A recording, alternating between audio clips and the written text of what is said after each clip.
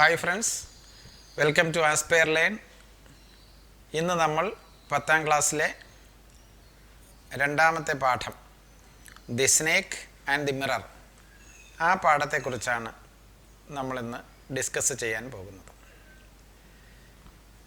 കഴിഞ്ഞ ഒന്നാമത്തെ പാഠം അതിൻ്റെ വിവിധ ഭാഗങ്ങളെല്ലാം നിങ്ങൾ കണ്ടിരിക്കും.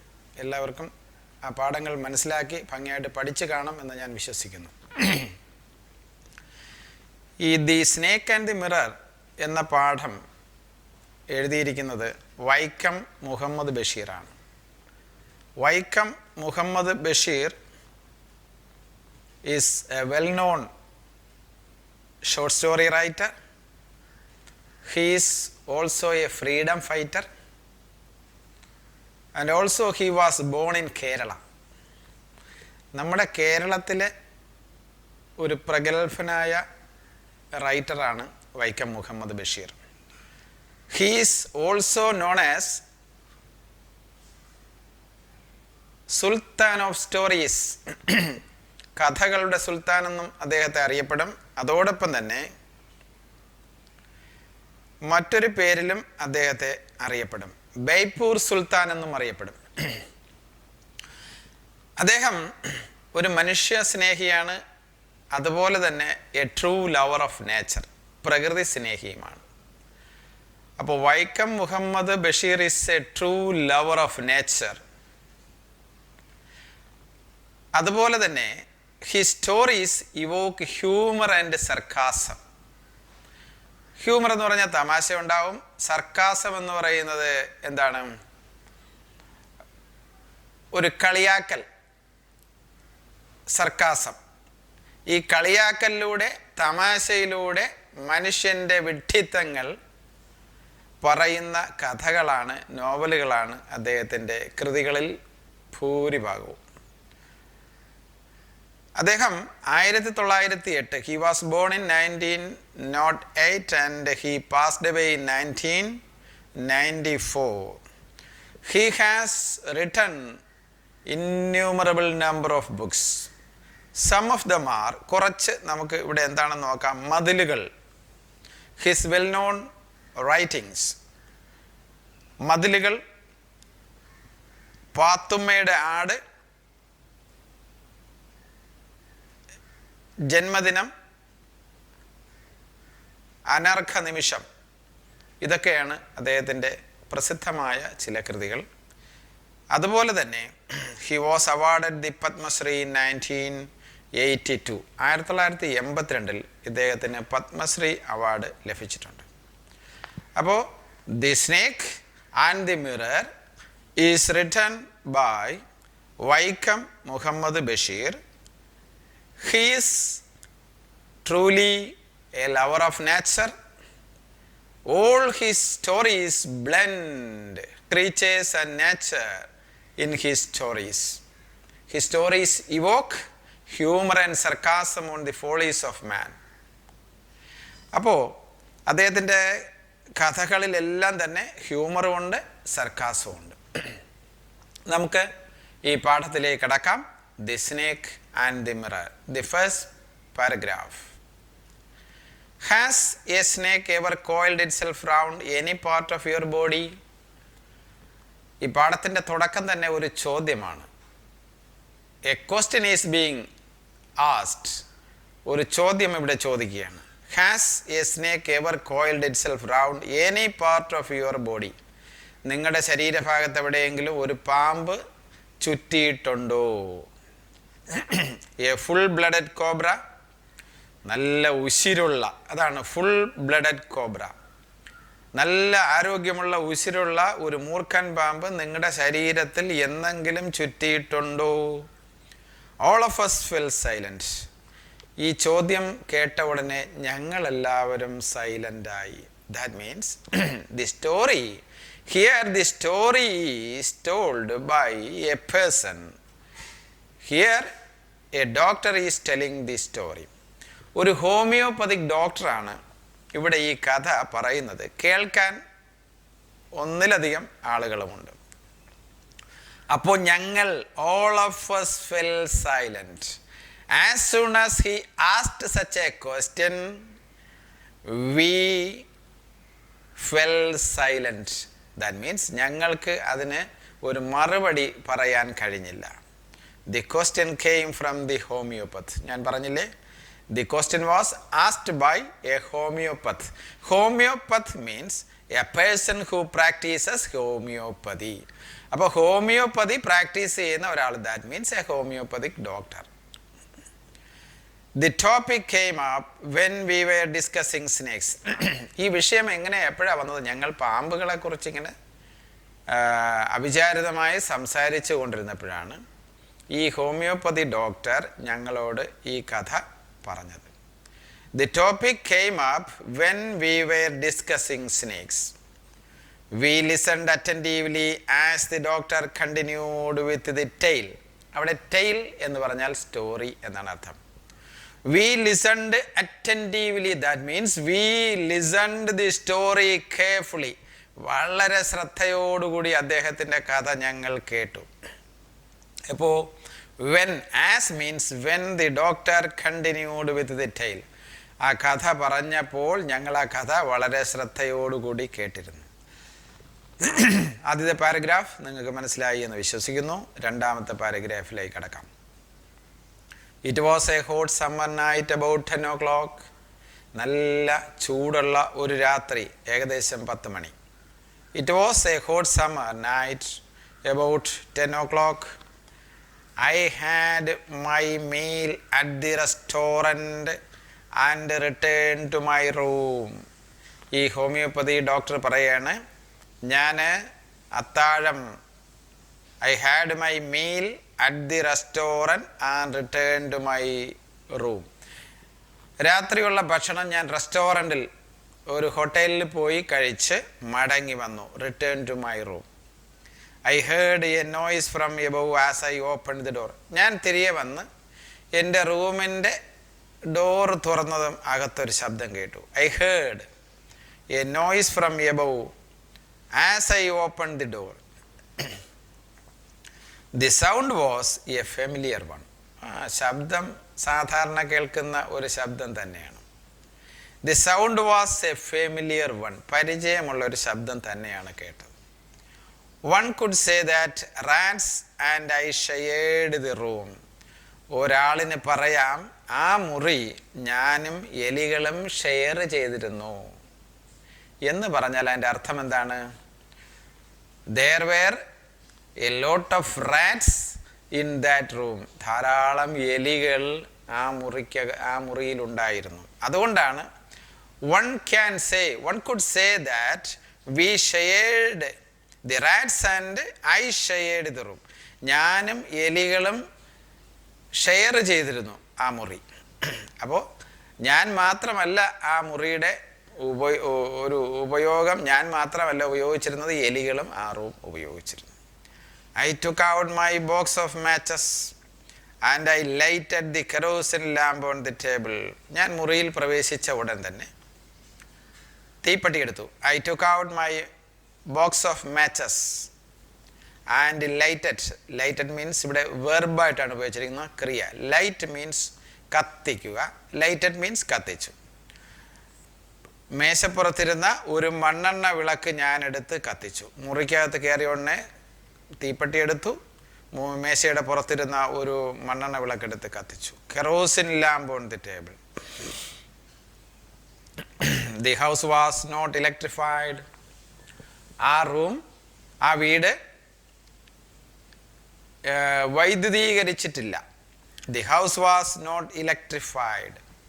It was a small rented room. അവിടെ വീട് എന്ന് പറയാൻ പറ്റില്ല, അതാണ് അടുത്ത ഈ സെൻറ്റൻസിൽ പറയുന്നത്. It was a small rented room. വാടകയ്ക്ക് ഞാൻ താമസിച്ചിരുന്ന ഒരു ചെറിയ മുറി. It was a small rented room.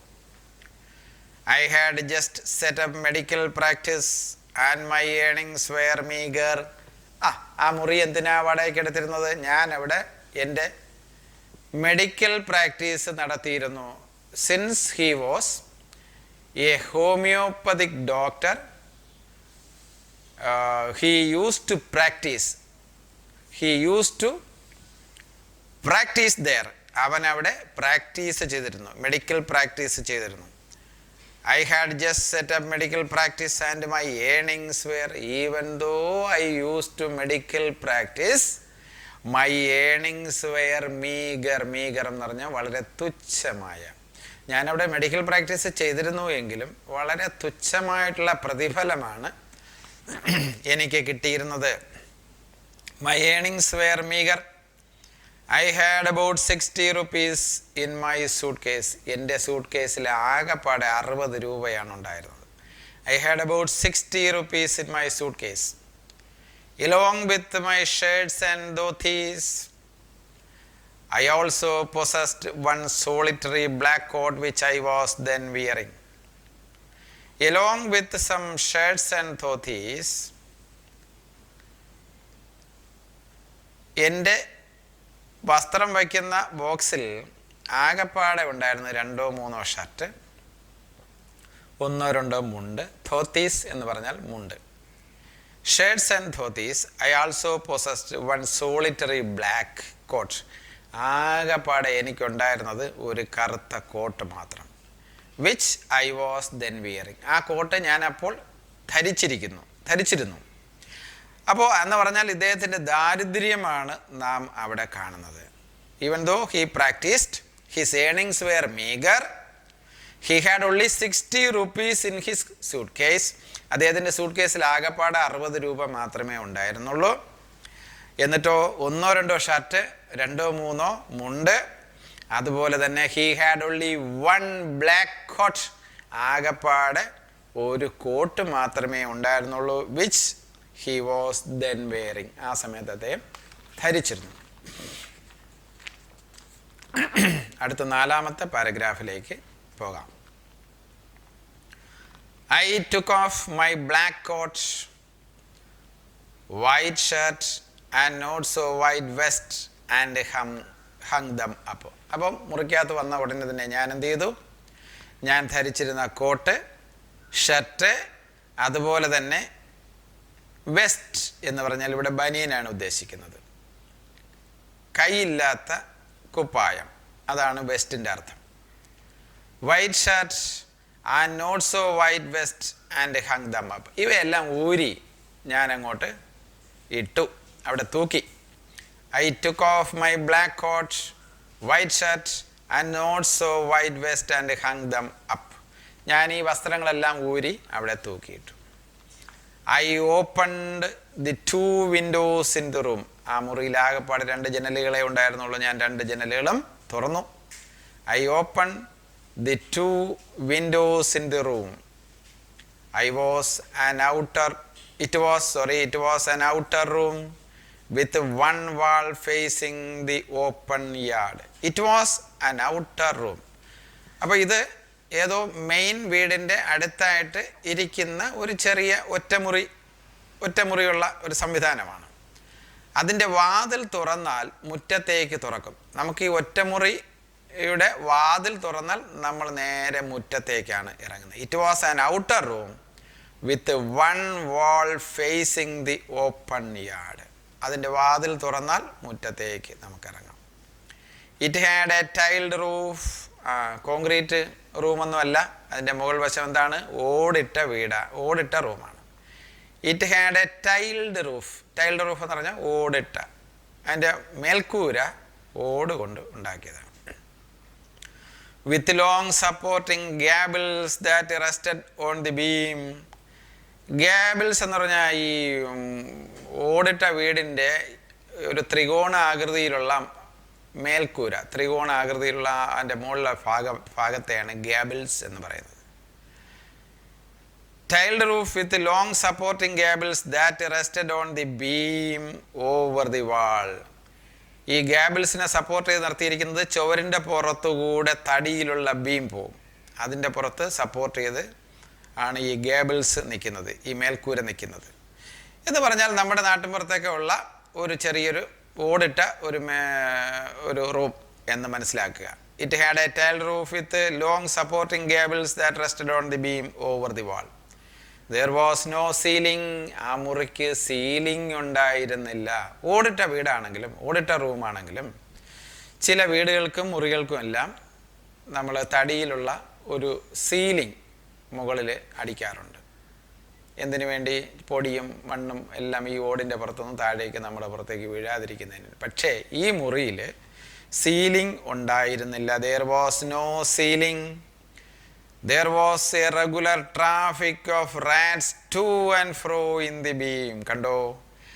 ആ തടി കൊണ്ടുണ്ടാക്കിയ ബീമിലൂടെ എലികൾ യഥേഷ്ടം അങ്ങോട്ടും ഇങ്ങോട്ടും സഞ്ചരിച്ചിരുന്നു. There was no ceiling.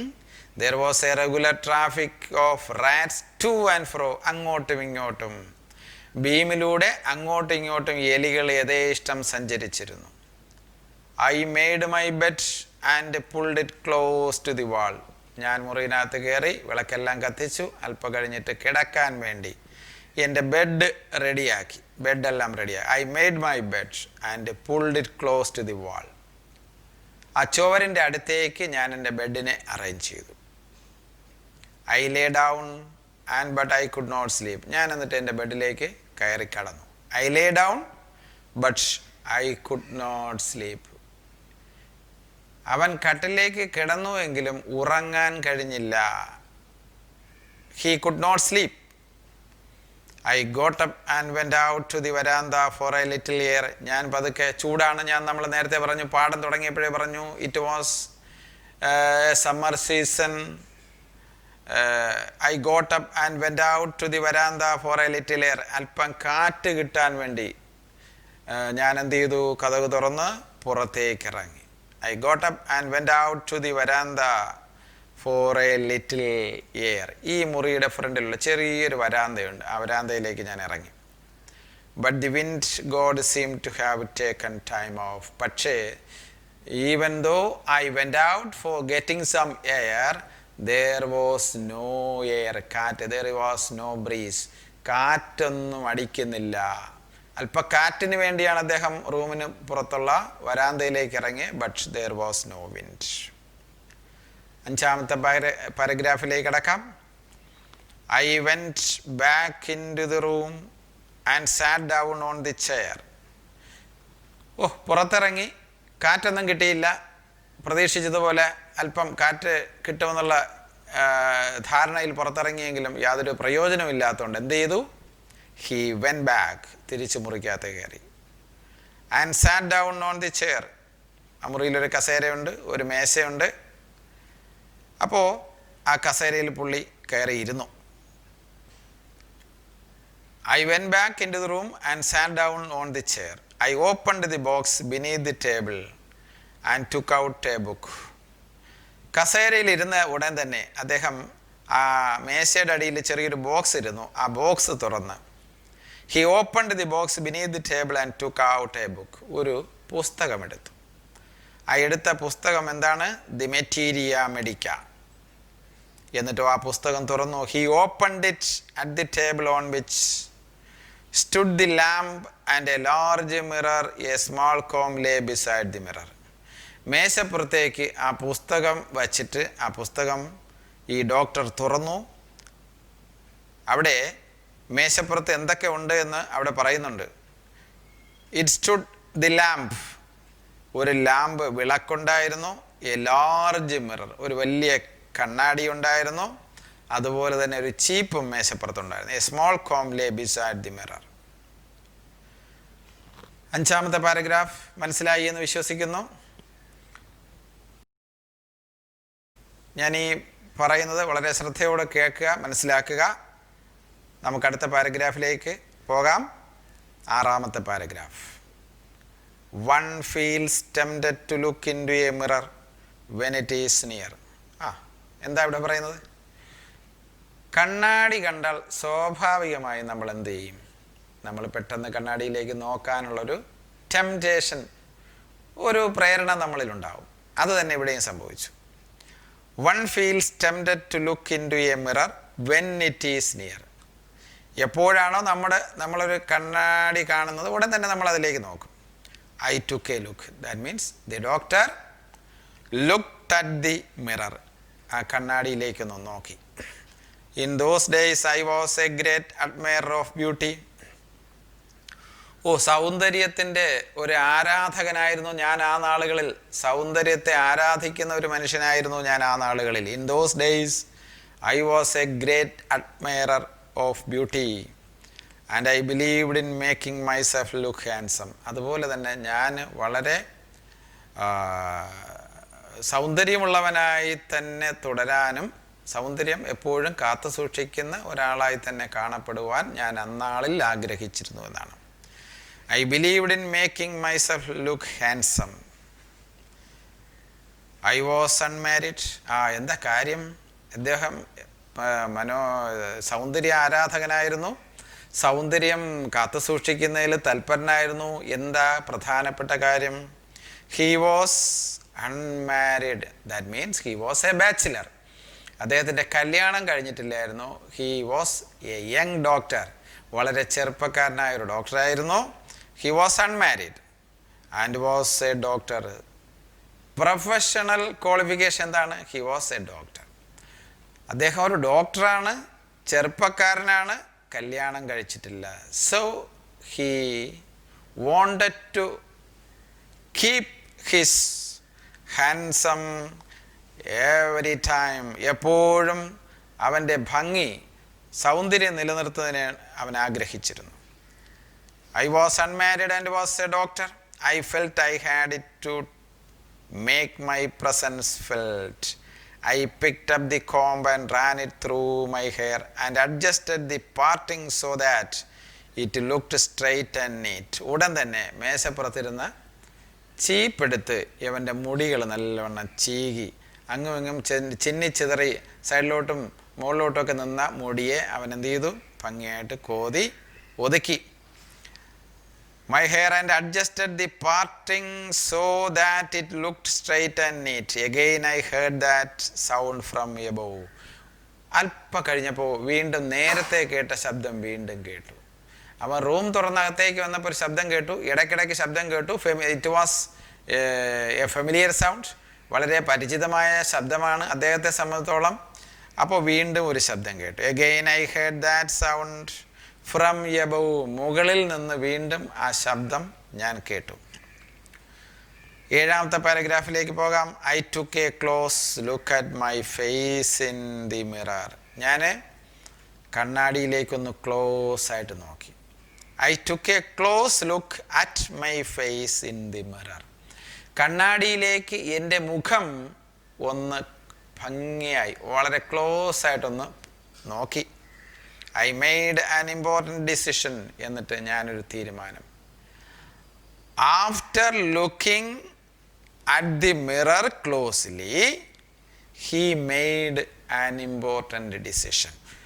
ആ മിററിലേക്ക് നോക്കിയതിന് ശേഷം അദ്ദേഹം ഒരു തീരുമാനമെടുത്തു. എന്താ തീരുമാനം? What was his decision?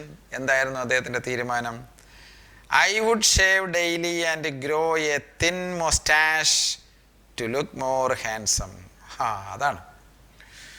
എന്താണ്? I would shave daily. ഞാൻ എല്ലാ ദിവസവും എൻ്റെ മുഖം വൃത്തിയാക്കും. ഷേവ് ചെയ്ത് വളരെ നല്ല വൃത്തിയോടുകൂടി നടക്കും.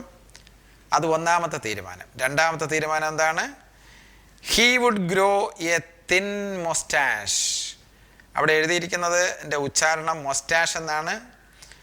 മീശ എന്നാണ് എൻ്റെ അർത്ഥം. തിന്നായിട്ടുള്ള എന്ന് പറഞ്ഞാൽ കനം കുറഞ്ഞ ഒരു മീശ ഞാൻ മെയിൻറ്റെയിൻ ചെയ്യും. അങ്ങനെ ഞാൻ വളരെ ഹാൻസം, ഭംഗി, നല്ല സൗന്ദര്യമുള്ള ഒരാളായിട്ടൊരു ഡോക്ടറായിട്ട് ഞാൻ എപ്പോഴും തുടരും.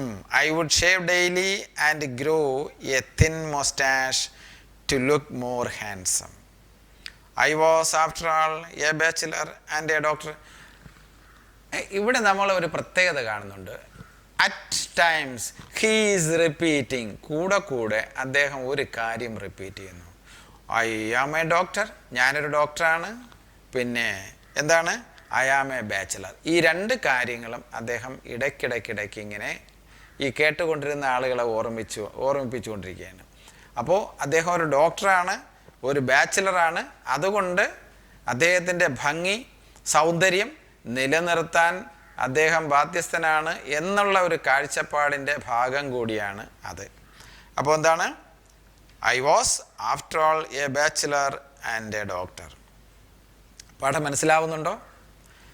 ആ പാരഗ്രാഫ് കഴിഞ്ഞു. നമുക്ക് അടുത്ത 8ാമത്തെ പാരഗ്രാഫിലേക്ക് കടക്കാം.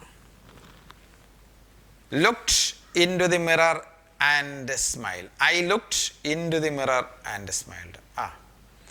ആ കണ്ണാടിയിലേക്ക് നോക്കി ഞാനൊന്ന് ചിരിച്ചു. I looked into the mirror and smiled. It was an attractive smile. ഭയങ്കര രസമുള്ള ചിരിയായിരുന്നു. അദ്ദേഹം സ്വന്തമായിട്ട് തന്നെ പറയാണ്. It was an attractive smile. I made another earth-shaking decision. ഇവിടെ 2 തീരുമാനങ്ങൾ നേരത്തെ എടുത്തു.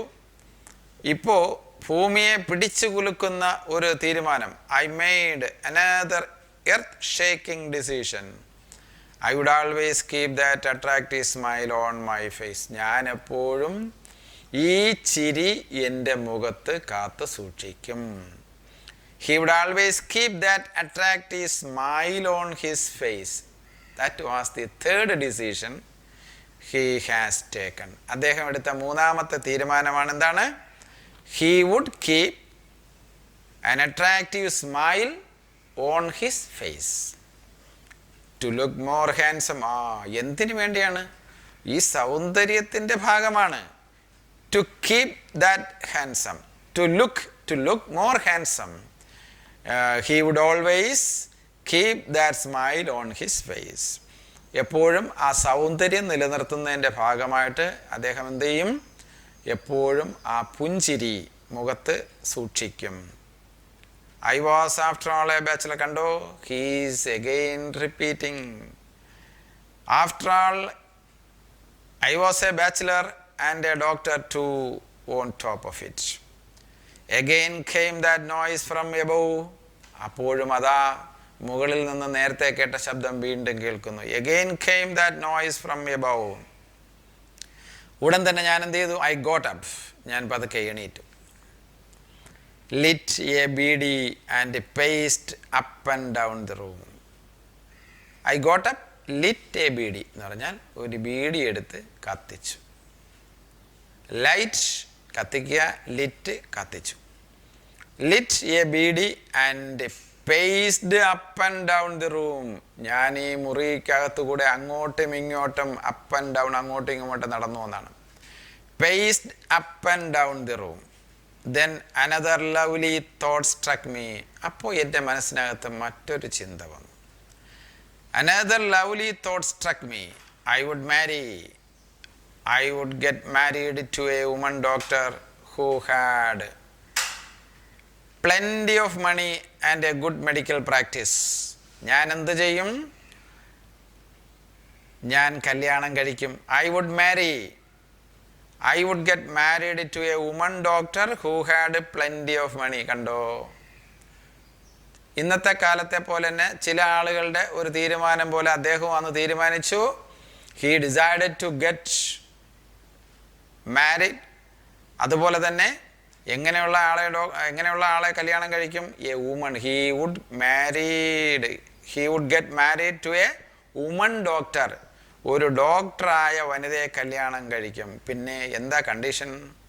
The woman doctor should have plenty of money. ധാരാളം പൈസയുള്ള ഒരു ഡോക്ടറെ, ധാരാളം വെൽത്തുള്ള, ധനമുള്ള ഒരു ഡോക്ടറെ കല്യാണം കഴിക്കും. And a good medical practice. പൈസയുള്ള ഡോക്ടർ മാത്രമല്ല, നല്ല പ്രാക്ടീസും വേണം. ഇവിടെ ഇദ്ദേഹത്തിൻ്റെ പ്രാക്ടീസ് എങ്ങനെയാണ്? Though he was practising, his earnings were meagre എന്ന് നമ്മൾ പഠിച്ചു നേരത്തെ. വളരെ തുച്ഛമായ പ്രതിഫലം മാത്രമാണ് ഇദ്ദേഹത്തിന് കിട്ടിയിരുന്നത്. അതുകൊണ്ട് ധനസ്ഥിതി മെച്ചപ്പെടുത്തുന്നതിൻ്റെ ഭാഗമായി ഇദ്ദേഹം ഒരു ഡോക്ടറായ വനിതയെ കല്യാണം കഴിക്കും. അതുപോലെ തന്നെ അദ്ദേഹത്തിന് നല്ല പ്രാക്ടീസ് ഉണ്ടായിരിക്കണം. അതുപോലെ തന്നെ ഇഷ്ടം പോലെ പൈസ ഉണ്ടായിരിക്കണം. She had it to be fat. മറ്റൊരു കണ്ടീഷൻ കൂടെ ഉണ്ട്, വണ്ണമുള്ള സ്ത്രീ ആയിരിക്കണം. For a valid reason, if I made some silly mistake and needed to run away, she should not be able to run after me and catch me. നല്ല വണ്ണമുള്ള ഒരു doctor വനിതയായിരിക്കണം. അതിനൊരു പ്രധാന കാരണമുണ്ട്. എന്തെങ്കിലും ചെറിയ കാര്യങ്ങൾക്ക് വേണ്ടി ഞങ്ങൾ തമ്മിൽ അങ്ങോട്ടും ഇങ്ങോട്ടും വഴക്കിട്ടാൽ ഞാൻ ഓടുമ്പോൾ എൻ്റെ പുറകെ ഓടി എന്നോടൊപ്പം എത്തരുത്. അപ്പോൾ ഇവിടെ 9ാമത്തെ പാരഗ്രാഫ് അവസാനിപ്പിച്ചു. നമുക്ക് ഈ പാർട്ട് ഇവിടെ അവസാനിപ്പിക്കാം. നിങ്ങൾ എൻ്റെ പാഠം എന്നെ ഭംഗിയായിട്ട് മനസ്സിലാക്കുന്നു, എന്നെ ഫോളോ ചെയ്യുന്നു, എൻ്റെ കൂടെ നിങ്ങൾ വരുന്നു, മനസ്സിലാക്കുന്നു എന്ന് ഞാൻ ധരിക്കുന്നു. കൃത്യമായി ഇതുവരെയുള്ള ഭാഗങ്ങൾ ഈ പാഠത്തിൻ്റെ തുടക്കം മുതൽ ഇതുവരെയും നല്ലവണ്ണം പുസ്തകം വായിക്കുക, മനസ്സിലാക്കുക, പഠിക്കുക. ഈ ക്ലാസ് ഇഷ്ടപ്പെട്ടു എങ്കിൽ ഈ ചാനൽ നിങ്ങൾ ലൈക്ക് ചെയ്യുക, സുഹൃത്തുക്കളിലേക്ക് ഷെയർ ചെയ്യുക, അതുപോലെ തന്നെ ഈ ചാനൽ സബ്സ്ക്രൈബ് ചെയ്യുക. Thank you very much.